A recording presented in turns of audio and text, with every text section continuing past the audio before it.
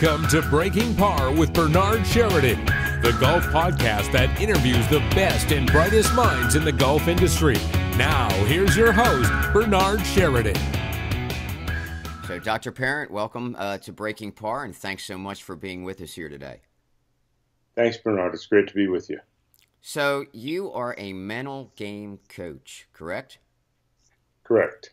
And so, give us a little insight. Let's say if I was having some problems, and let's say that I'm fighting scores, and I have an event coming up, and I really want to get maybe 3 shots down from where I normally am. Let's say I'm always shooting 82, 83, and I really want to break into the 70s. So What are some of the things that you would suggest to me in that case? Well, this is perfect because I would ask you what you'd like to talk about, and you just started with problems rather than potential. So I would immediately flip it around and say, let's not start with your problems. Tell me what you're good at. And I don't even talk about strengths and weaknesses. I talk about strengths, areas of strengths, an area where there's room for improvement. Now, doesn't that sound more positive when you say, I've got some room for improvement off the tee rather than I'm struggling off the tee? Right. Because as soon as you say I'm struggling off the tee, now you're looking for fixes as opposed to I have room for improvement. So what could make me more consistent off the tee? That's so much easier than fighting and struggling and the whole thing. So as you can tell, a lot of what I do is based on language. And a person's language reveals a lot about their attitude and how they're approaching things. So when you say, I'm struggling with parts of my game, I would say, let's change that to say, first tell me what the good parts, what you really feel good about in your game, because I'll also draw from that. I had a person who was struggling with short putts, and I asked her, she's a tour player, I asked her, how much does she worry about where it's going to end up when she hits her driver? She said, not at all. I said, but you're worried about where it's going to end up when you hit your putter. Do you see the difference there? And we start to use their strengths to build up the areas where there's room for improvement. Do you find that the majority of players, when they do approach you with something like that, do they usually use that type of language? They usually say, I have a problem with this, or I need to fix this, or I'm not happy with this, or as opposed to saying, I drive the ball great, but when I get in with my irons, I need improvement in that. And most people don't talk in those terms or speak that way. I would say that you're right. It's the old 80-20 rule. 80-20 is it's like 80% of the work that gets done in the office is done by 20% of the people. Right. And I would say about 80% come with the idea of struggle and problem and what's wrong with me. What I call it, my book is Zen Golf. There's a copy of it. And what I call in Zen Golf the poverty mentality, which is a deficit. What's wrong? What am I missing? What do I have to do to change what I'm doing? As opposed to, now we do want to change, but as opposed to a richness mentality, I have this potential. I'm in my own way. Help me get out of my own way.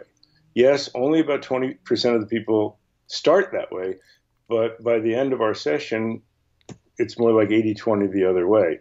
They're talking about, if I could get out of my way and not tighten up so much on my chips, my basic stroke is pretty good. Wow, what a difference. Then I don't know how to chip. Now, do you find that the majority of people are more negative towards their self and the way that they do things as opposed to looking at the positive side of things? I know that with a lot of the players that I have, when they're having good days, they don't even mention it. They only mention when they're having bad days, and they kind of get out there and they beat themselves up on the golf course when they're not doing well, as opposed to thinking about, like, I know that for me, if I have a bad shot or if I start off at a bad way, like a first hole is a poor hole. I usually end up playing better. And I think it's because I say to myself, well, you know, you got that out of the way, and now you can go play. So the tension is off, the pressure's off. Just go play and just have fun. Well, Jack Nicklaus talked about that. He was sort of relieved when he'd make a bogey and then feel like I don't have to worry about when I'm going to make my first bogey. But even that, worrying about when something's going to go wrong, really gets golfers in a lot of trouble, especially when they're playing well. I can't tell you, and I think your viewers and listeners are going to find this pretty familiar if they're competitive golfers. I work with a lot of juniors, and as we're talking over Skype, I work with players all over the world by Skype and FaceTime and whatever video conferencing. And, you know, it's like we're sitting in the same room and talking with each other. Sure. So you know, it's so common, and they say, you know, I'm a junior, I play in a 2-day tournament, I'm in contention after the first day, and I just blow up the second day. But if I have a bad round and I'm out of it the first day, I play great the second day. What's going on? Well, very clearly, when you start, you're saying, you know, I'm just going to try to play the best I can. Now you're in contention. You say, now I've got something to lose. I'd like to gain ground, but people in general are more afraid of losing ground than they are hopeful of gaining ground. And I work with Christy Kerr on the ladies tour, and I said, Christy, look, I want you to be more excited about what you could accomplish than worried about what could go wrong.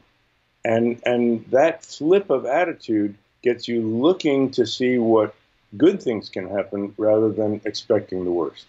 Now, it's just like I would say anything else. They have to practice this, correct? I mean, they have to constantly keep working at it until it becomes part of what they normally do, just as if they were changing a swing style or changing the way that they're swinging. Let's say they always hit a little cut shot, and they want to be able to hit a little draw more consistently all the time.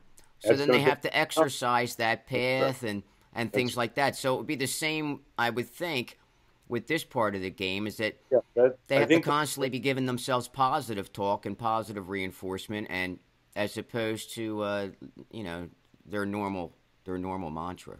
I think that's very insightful, and I have a lot of people who we do one session and they say, "This is great, I got it," and then I get a call 8 or 9 months later and say, you know, I don't know why I'm just not doing it, and you know, I'm not playing well, and it was great for a while, and people fall back into their old habits. You know, just as you talked about, we have to groove our swing, right? Well, what does the word groove mean? It means that you've worn a path that is easier to walk, and you don't, you know, when you groove a path through the woods, you don't just wander into trees. You stay on that path. Right. And it's the easiest way to get through the woods. Well, that's how our brain works. It creates pathways in our brain that link up all of the different actions. And that's what a groove swing is. You got a pop, pop, pop, pop, pop, pop, pop sequence of actions that your brain is used to directing your body at.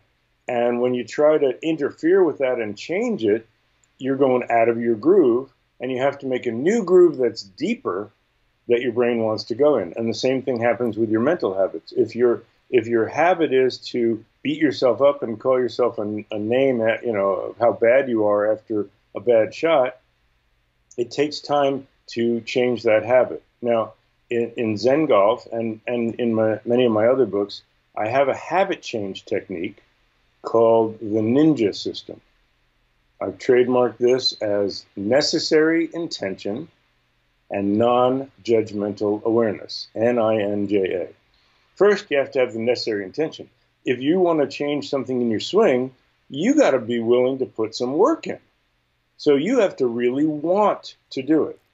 We have a psychologist joke. How many psychologists does it take to change a light bulb? Only one, but the light bulb has to want to change. So, yeah, I remember that one. That's a good one. That's a really good one. So you have to really want to change. That's your necessary intention. But then if you beat yourself up when you're not doing it, I mean, how hard is it to change your swing if you beat yourself up every time you slice it, you're going to get discouraged, and you're actually reinforcing the struggle. So non-judgmental awareness is simply noticing, am I doing the new pattern or am I still doing the old one? And match your intention to, I want to do more of the new one. So, for example, I have people write down the word calling myself names, and every time they do it out loud, they have to put a little mark down. You know, like tick marks, 1, 2, 3, tally marks, 1, Sure. 2, 3, 4, cross Keep for track 5. of it. Yeah. Now, I had a player who complained after every shot. It didn't matter. Even when it went in the hole, it didn't land. It Didn't land the way he wanted it to. It was just by luck it went in the hole, right? He would complain about everything. And I had him do this, and he had 60 complaints on his first round. It sounds like if my wife was playing golf. Well, each out of 72, and probably had 12 tap-ins. Okay? Now, he got upset. I said, no, don't judge it, just count. Do you want to have less of them? Not be perfect and have none, but have less. He said, yes, I want to. And so the next round he had 27, the third round he had 7, and the fourth round, 0. Because he changed his attitude and said, wait a minute, instead of complaining, why don't I find out what my next possibility is? And he discovered that he had much more positive thoughts. Even if he hit in the woods, instead of saying, I'm dead, which, by the way, is a rather harsh penalty for hitting a ball in the woods, death. I think that's a little out of perspective. But the point is, he said, instead of saying I'm dead, he said, okay, if I pitch out to here, I'm exactly my 9-iron distance away. I got a chance to get up and down and save par. What a better attitude, rather than, oh, woe is me. So our whole posture, our whole being changes when we have that positive attitude rather than getting down on ourselves. But well, and of course, too, if you're positive, if you have a positive attitude for no matter what it is, it's going to raise your confidence level that you can actually do what you're about to face. If you have a negative attitude, then it's going to be a lot harder for you to produce what you're trying to produce because you're already saying, I can't do this. I'll give you a good example. Again, working with a competitive college player. He would have practice rounds, and this happens with some of the pros as well. He'd shoot a 67 in the practice round and a 77 when the tournament time came around. And I said, well, during the practice round, when you go out with your buddies, what happens if you hit one sideways? He said, yeah, that's just one of those. And watch this recovery shot I'm going to make. Okay. But in the tournament, when he hits one sideways, he says, what's wrong with my swing? Oh, no. What's wrong? What's going on? Oh, no, I'm in trouble. I said, but when you play with your buddies, you're not in trouble. Everybody hits them sideways once in a while. So here's a little slogan that I think people will find helpful. I see your cat. Yeah. That's cute. She likes to make an appearance every once in a while. That's great. And it's a thing that when she was a kitten, it's actually my daughter's cat. And she was a kitten. My daughter's boyfriend used to sit at the desk, and she always used to jump up and sit on his lap and then try to walk on the keyboard and stuff like that. And so I guess it's kind of programmed into her that if she sees somebody sitting at the desk, she thinks, oh, there's the petting machine. That's right. Exactly. So back to what we were talking about, the difference between, that's just one of those, watch this recovery shot, and, oh, no, I'm in trouble, I got to watch out. So I use those two phrases, play watch this golf rather than watch out golf. If you play watch this golf, you say, oh, hey, I got this one. I can see the shot. I'm going to take it in a little bit from right to left. It's going to hit the front of the green, release to the back, and roll right back up to that hole. Rather than that's watch this, as opposed to, if I pull this one, I'm short-sighting myself. But if I block it, I'm going to have too long a putt and 3-putt. I better watch out. What a difference in attitude.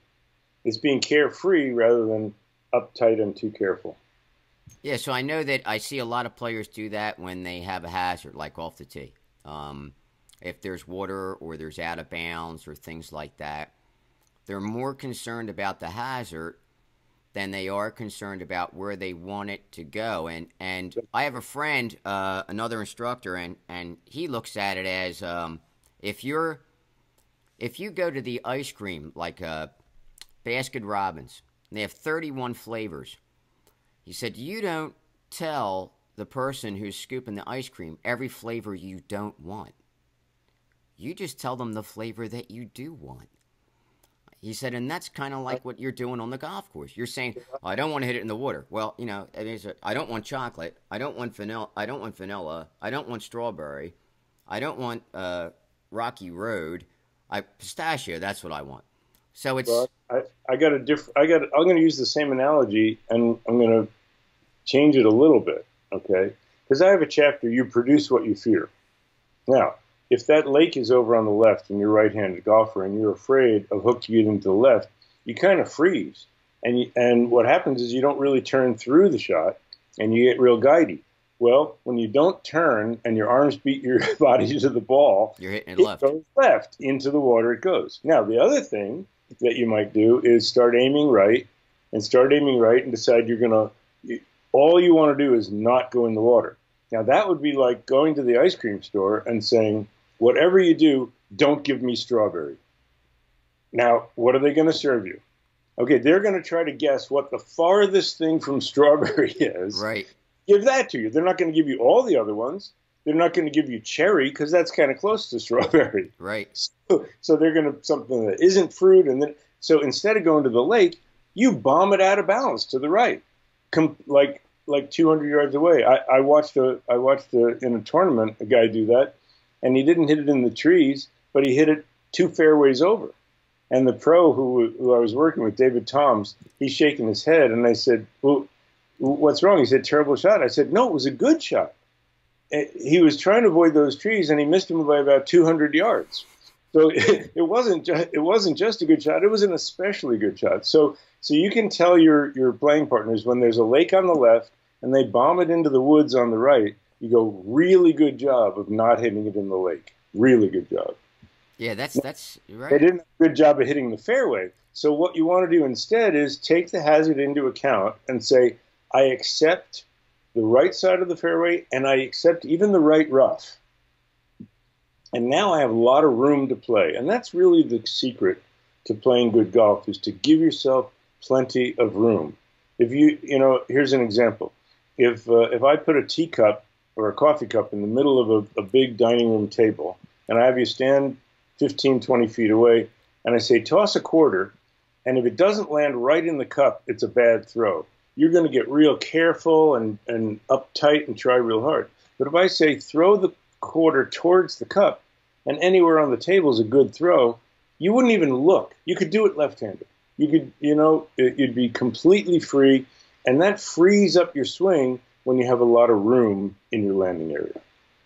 Now, I know for some players, myself included in this, that if the course is tougher, they play better. Now, for me, it's if I have a narrower space to hit it in, I usually hit it better. And I think it's because I'm focusing more on that point as opposed to worrying about everything else. And what's your handicap? I'm about a 3 right now.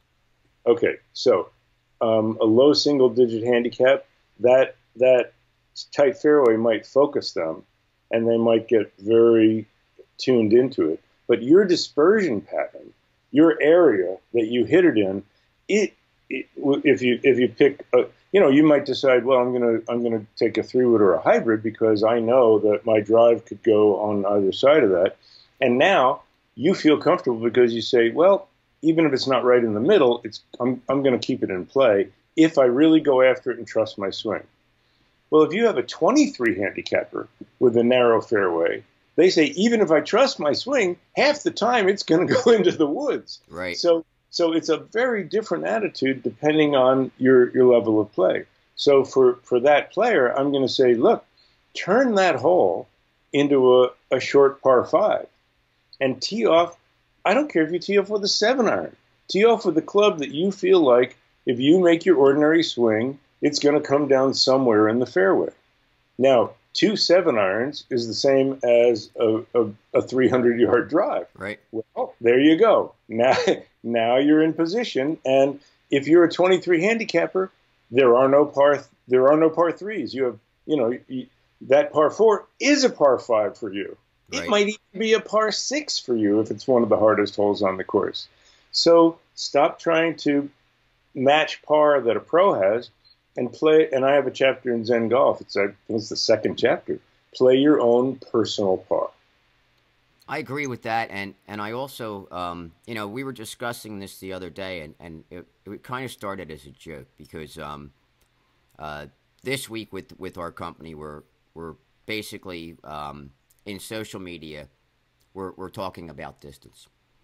Okay. So, and I'm one of the guys who actually interviews all the other coaches and people on the staff for some social media stuff, and I asked them, and I said, how do you help a student hit it farther? And the first answer was, move up a tee, right? So, and you know what? But that's true. And I said to him, well, what if you're already at the furthest, at the closest tee? And he said, so then move into the fairway. That's exactly right. And so essentially, but here's the problem. Most people refuse to do that. I can't tell you how many players I have, older players, right. who because all their buddies play from white, let's say, right. Mm-hmm. They don't want to play from gold or red. Understood. So I have a couple of solutions. And one, to get you out of that mode, is to have some fun and play. You know, I think they used to call it the 3-tour challenge. I think it was Wendy's. It's the 3-tour challenge. Well, the women didn't complain that they had to play it up. You know, the tour players played a 450-yard hole. The senior players played a 420-yard hole, and the women played a 390-yard hole. Right. So, and now the women hit their drives. Their drives ended up farther. Why? Because they set it up so that their drives would put themselves with the same irons into the green. I agree. Is it fair for a tour player to be hitting a 9-iron, and one of the women have to hit a hybrid in? That's not, that's why Lexi Thompson has a different game than Lydia Ko. Yes. Lydia Ko hits her hybrids almost as close as some of the other players hit their 9-irons. But here's the point. If you want to experience what it's like to play the pro game, take the tour average, maybe 280 off the tee, and they hit their 9-iron, maybe 160, 150, let's say 150. Okay, so you got 280 and 150 is a 400 tour course, and you have a 430-yard hole. Go up to your driver distance. Maybe it's let's say you're not bad, 210. Okay, and then your 9-iron, you maybe you even hit your 9-iron 130. Well, that's a 340-yard hole that you're playing. That's the same as the tour player playing a 430-yard hole. Right. So if you move that tee up 90 yards, that's where it is. Well, there aren't that many courses where the front tee is 90 yards up from the other. No, there's not. But so you tee it up in the fairway. It's fun to do that. What's scary is the tour players now, if they see 430, they're going to hit a 3-wood off the tee because it's not very long. It's crazy. But you can match your game that way. Now, after that, if you're playing with your buddies, you can say, well, look, this is how far you hit it. This is how far I hit it. I'm going to give myself this handicap up. That's another game that you can play. And the other one is you say, okay, let's say there's a 40-year-old pitcher on a baseball team, and he's a starting pitcher, and the opposing pitcher is a 22-year-old who throws it 98 miles an hour. And that 40-year-old can't get it to 90. Who's going to win? You don't know, because that 40-year-old is now a crafty veteran who can spot his pitches. He's not a flame-throwing fastballer anymore. So you got to say, okay, I have a guy who had this problem, and I say, but you're really good with your wedges. So it's going to drive them crazy when they're on the green in 2, you're 100 yards back, and you hit the same or better score than they do. And so you play within yourself and turn those par fours into short par fives and try to make birdies. Excuse me. And, you know, there's a lot of players who, though, unfortunately, they refuse to do that. And I don't know whether it's ego or they don't want to be teased by their which is ego, their buddies, which is also ego. Yeah. Keep going. You got any others? They're all ego. Yeah. So they got to let that ego. They got to leave that ego in the car. How about I used to hit it? I used to be able to hit it across over that creek. Oh yeah, I hear that all the time. That's ego. It's all ego, as opposed to realism and playing within yourself. Now, I've got another answer for how you can hit it farther. Swing easier. Okay, why is that? Because the difference in yardage that you get from a sweet spot right in the center of the club face hit is more than you get from additional swing speed, but an off-center hit. Agreed. Just in Ireland, I teach at a camp for low handicap juniors who want to be seen by college coaches. It's called the Kerry Cup, and I teach that every summer. And I've been there 4 years, and my back kind of tweaked a little bit this year, so I had to swing easy. And on one of the holes, I hit it farther than I ever hit it on that hole because I was swinging within myself, and I hit it pure off the club face, and I got more distance. I said, that's why we say beware the injured golfer, because they're swinging within themselves. Yeah. So what they're doing is they're upping that smash factor. They're upping the energy transferred from the club to the ball, which raises the ball speed, which in turn is going to make the ball go further. Jack always used to say he would swing at 65%. If he wanted to hit it further, he normally swung at 70%. So I hate that they call it a smash factor. And the reason for that is, in our minds, when we take the word smash, it means hit harder. Right. And so when they say, I want to up the smash factor, people swing harder, they get out of sequence, and they actually reduce the number. So I think that it's very unhelpful language as far as training golfers. Instead, it should be called efficiency factor instead. Now we're talking. Yeah, should be called efficiency factor because in that way it's the efficiency of the strike. Exactly. That would be fabulous. Please, let's make a campaign. Call it the efficiency factor. How much efficiency are you getting out of your swing speed? Oh, nice. Okay. And you say, look, you've upped your swing speed, but you've reduced your efficiency. And now that, because it doesn't make sense. You're swinging faster and your smash factor is lower. What? Right. How could it possibly be? You told me to smash it. Yeah. You don't smash it, swinging easy. So I really think they should change that. Good. We've come up with a solution. Yeah. So I'll have to write TrackMan and tell them that. Absolutely. And probably, it's funny, but it's amazing how language changes everybody's perception.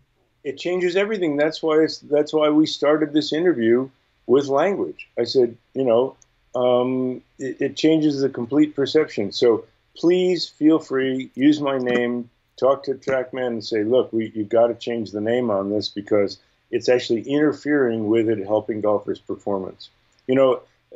Another thing about language, if you call yourself names, I'll give you an example.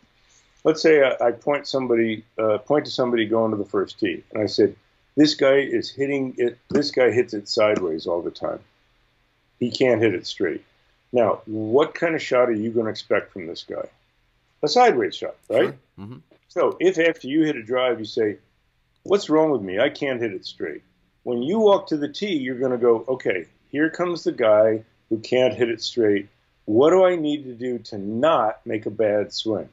And that's the mentality that they'll go into if they're worried about hitting it sideways. They're going to say, well, I've been struggling with my swing. What do I need to do to not make a bad one? Instead of thinking, what are my swing keys that give me the best chance to hit a good shot? What a difference in attitude. And as soon as you have that, what do I need to do to not make a mistake? You get guidey, you get tense, you get tight, and everything you do produces bad shots. As opposed to when you say, okay, what are my swing keys to hit a good shot? Good rhythm, good transition, and and trust my swing. Wow. Whatever your swing is, you're going to get the most out of it that way. And that's a good thing for them to do when they're practicing or whatever they're doing, or when they're playing their normal practice round, or they're just out there just having fun with their buddies. To kind of just attitude. Practice on that attitude. And language. Practice the right language and the right attitude. You know, if I hit a shot that isn't online, I don't complain about pushing or pulling. I mean, somebody pulls a shot into the woods, and they yell, "Oh, I pulled it." Oh, thanks for the news flash. We had no idea. Really, that's not really news. Yeah, it's great, Captain Obvious. Yeah, we kind of got. Yes, that's right. We kind of got that. So if I hit it offline, I'm going to say, "Oh man, that was close. I hit it solid. I hit it square. The face was just a little open. If I get through to the target, that's going to be a great shot." So when you say that was close and pick out the good things about it, you tell yourself, I'm not far from a good shot. If you just proclaim all the bad things, and golfers are the unbelievably good critics. They can pick out a dozen bad things about their shot. And you ask them, say something good about it, and the cat's got their tongue. Yeah. Good about it. I said, well, how was the trajectory? Yeah, that was okay. How was the distance? Yeah, that was okay. How did it sound coming off the club? Yeah, it sounded pretty good. Why didn't you pick those? Because I was completely obsessed by what went wrong with it. So we have to flip that, pick out what's right with it, and then you can work on correcting what was wrong with it. Yeah. I think, too, that a lot of players also, they have higher expectations than their ability level. And that kind of, their fight with that, too, as opposed to saying, you know, I mean, you only need to miss the ball by a dimple on the club face for it not to be exactly where you want it to go. Okay, so that's what I call close. How about how far apart are the grooves on the club? You're swinging at 80 miles an hour, and you miss by a 16th of an inch. Well, that's close. Yeah. So the criticism, the perfectionism that's out there, it's very unrealistic. One of the most unrealistic things I think people have are their expectations about how close to the pin their shot is. You know, you probably know this, but your listeners probably don't, and many of them, and that is the PGA Tour average from 125 yards. That's a strong sand wedge or a gap wedge for them. Yep. Okay? People say 5 feet, 7 feet. It's 20 feet, 6 inches. It's 7 yards one way or the other. And people say, no way. And I say, yeah, that's the stat. All you see is Steve Stricker hitting his wedge in on Sunday, and he puts it 3 feet from the hole, and you think, yeah, that's what the pros can do. Well, you didn't see the other 150 guys out there, half of whom don't make the weekend. Yeah. So you got to lower your expectations and open up your area. A lot of my lessons, I have players hitting good shot, like 50% more good shots the very next round. How do I do it? I redefine the area that's a good shot. So if this was a good shot before, that's a good shot now. And they go, oh, yeah, well, as soon as I do that, I hit a lot of good shots. But if you want to take how many perfect shots you hit, I had one teaching pro, and the reason he's a teaching pro is because of these expectations. I said, how many shots do you need to hit just the way you want for it to be a good round of golf? And his answer was, all of them. And I said, no wonder you are miserable. Wow. And that's a lot of pressure. That's a lot of pressure. So as soon as you hit one bad one, it's a bad round of golf. So I said, how many do you think Ben Hogan felt like he needed to hit? He said, all of them. I said, no, 3. If Ben Hogan said, I hit 3 shots exactly the way I wanted to, it's a good round of golf, he wouldn't believe me. I had to show him the quote. And he said, oh, maybe I'm being a little hard on myself. A little. So your expectations, this is an equation I can give people. The difference between your expectations and your result, that's your area of frustration. Now you got 2 choices. You can improve your results or lower your expectations, or both. So be realistic about how much you're getting out of your game. And if you are, if you're hitting a pretty good percentage of good shots, maybe even just half of your shots you hit pretty well, and you're a high handicapper, that should be your level of expectation. That's why you can change your personal par. Your expectation is not to hit the green in 2 on every par 4.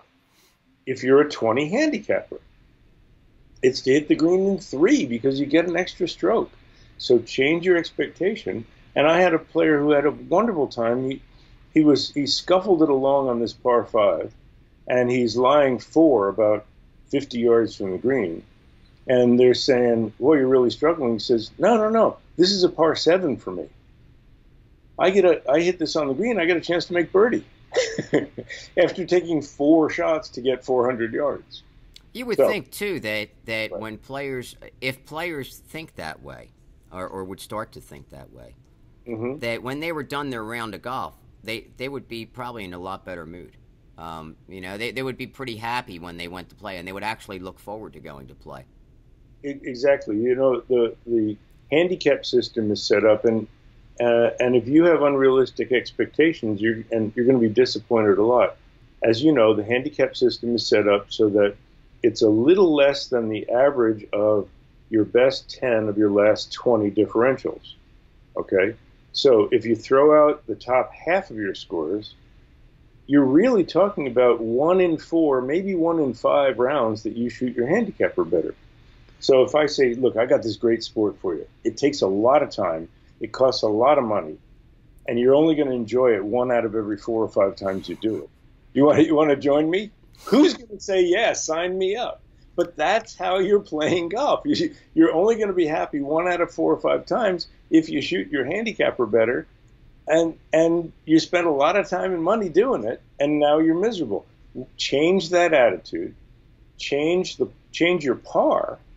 And now you're going to have fun. How many times? Now, a 20 handicapper, let's say an 18 handicapper, okay, on a par 72, that's a 90.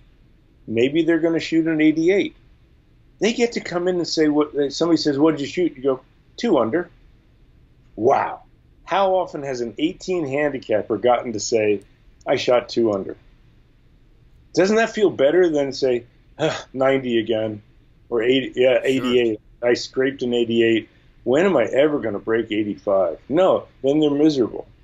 But in saying, hey, I shot 2 under my handicap, whoa, nice. Yeah, nice, so right? then that's showing improvement, and they're moving in the right direction. Yeah, and people wonder, they say, well, if you give yourself that much room, how are you going to improve? Well, I can tell you, you'll play better, and they'll lower your handicap on you. Yeah, right, and then you got to do it again. And then you got to do it again. And then you got to do it again. And that's why I think most people who play golf like it or enjoy it or like to be tortured by it, however you want to put it, because no matter how much they do well or get better, they can still get better.